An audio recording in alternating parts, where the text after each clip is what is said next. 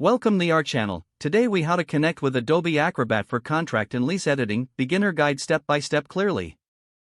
Open your web browser and navigate to the Adobe Acrobat website.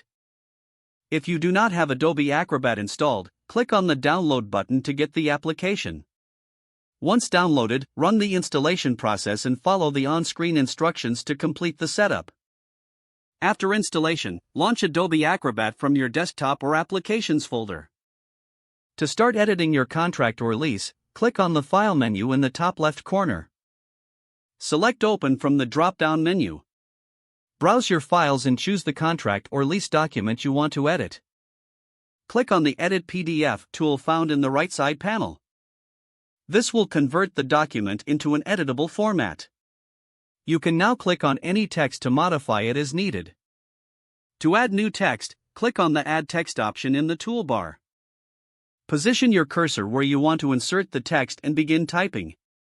For editing images or graphics, select the Edit option and then click on the image you wish to alter.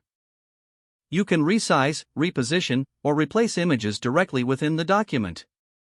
If you need to add signatures, click on the Sign tool on the right. Choose Add Signature and follow the prompts to create and place your signature. To insert checkboxes or radio buttons, click on Prepare Form located in the right panel. Adobe will help you identify fields to add these elements where necessary. Once you have made all your edits, click on File once again. Select Save as to save your edited document. Choose a location on your computer to save the updated file. If you plan to share the document, consider saving it as a PDF.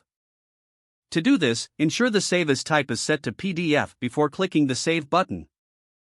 Finally, close Adobe Acrobat when you're finished editing. Your edited contract or lease is now ready for use. If the page does not load, refresh the browser or try again in a private or incognito window. Make sure you are using the correct email address, then retype it carefully to avoid small typos. If your password is not accepted, use the Reset option and create a new strong password you can remember. Don't forget to like this video and subscribe to our channel for more step-by-step tech guides.